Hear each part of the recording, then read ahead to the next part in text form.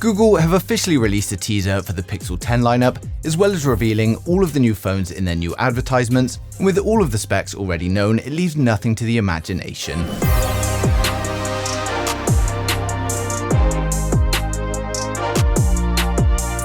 So first up, we've got a leaked teaser for the Pixel 10 showing us its design, and as with every year, Google's new strategy seems to be stay ahead of the leaks and keep dropping them themselves as they approach the launch.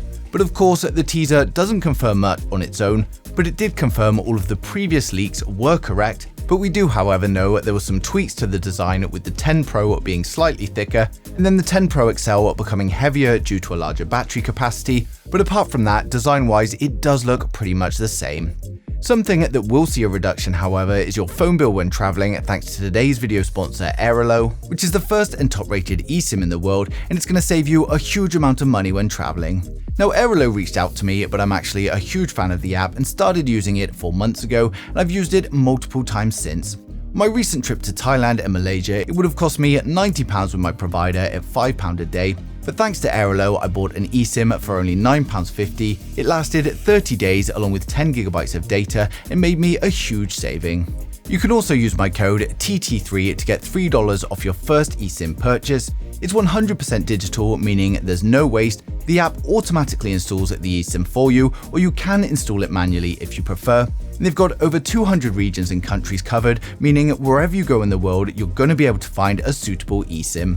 Now, of course, I've placed the link down in the description below, so go ahead and download Airalo today and use my code TT3 to start saving money on your next trip. Now back to the Pixel 10, and we had the entire lineup leaked by Google themselves thanks to a new advertisement on the Play Store. And as you can see, they not only showcased all of the Pixel 10 models, but they even showed the Pixel 10 Pro Fold.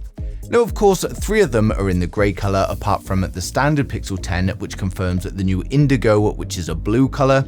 And we now know that when it comes to the colours of the Pixel 10, it's going to be available in Obsidian, Indigo, Frost and Limoncello, which is a yellow/green colour. And then when it comes to the Pixel Pro and the Pixel Pro XL, we get Obsidian, Porcelain, Moonstone, which is a slate blue kind of grey colour, and then finally we get the Jade colour, which is a pistachio green. Now, of course, I've been showing you these renders for months, so it goes to show how accurate these early leaks are, and I just need it to make some tweaks to the Moonstone and the Jade. Now, we've already had the European pricing leak thanks to Roland Quant of WinFuture. While not directly comparable between regions, we can use it to see cost increases, and the Pixel 10 starts at €899, the Pixel 10 Pro at €1,099, and then the 10 Pro XL is starting from $1,299, but the XL actually starts at 256GB storage, and this means that there's no price increase from last year. So this also means that for the rest of the world, we can expect the same launch prices as last year. And for those of you wanting the Fold, it's still going to be very expensive, with the European launch price starting at €1,899.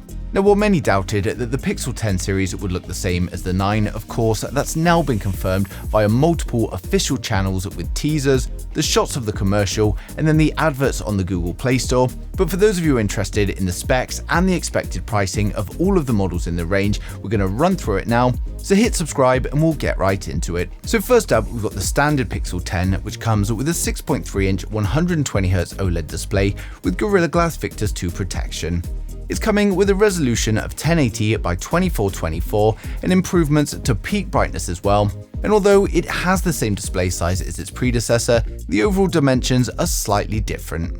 We get a punch-hole camera top center to house the 11-megapixel selfie camera. Then over on the rear, it's the first time we see a triple camera setup for the standard model, and it comes with a 50-megapixel primary camera, a 48-megapixel ultrawide, and then a 48-megapixel telephoto with 3x optical zoom that can also take macro shots. Now, the phone's going to be powered by Google's new Tensor G5 chipset, which is a 3nm chipset, and it brings improvement to performance, efficiency, and AI capabilities. And it's going to be paired with 12GB of RAM and the choice of 128 or 256GB storage that will be UFS 4.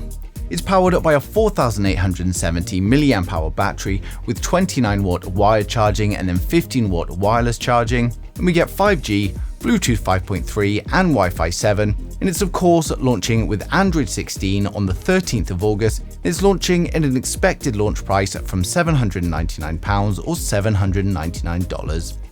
Now next up, we've got the Pixel 10 Pro, and this comes with a 6.3-inch 120Hz LTPO OLED display protected by Gorilla Glass Victus 2. The resolution is 1280 by 2856, and it's been upgraded for even higher peak brightness as well as some trimmed down bezels as well. Now we get a punch hole camera top center for the 42 megapixel selfie camera, and then over on the rear it packs a triple camera system featuring a 50 megapixel main sensor, a 48 megapixel ultra wide, and then a 48 megapixel telephoto with 5x optical zoom and enhanced macro capabilities. It's powered up by the new Google Tensor G5 chipset built on a 3nm process. It's delivering big improvements to AI efficiency and performance, and it's going to be paired with up to 16GB of RAM and up to 1TB of storage, which will of course be UFS 4. It's powered up by a 4870 mAh battery with 29W wired charging and then 15W wireless charging. And then we've also got 5G, Bluetooth 5.3, Wi-Fi 7 and ultra-wideband support.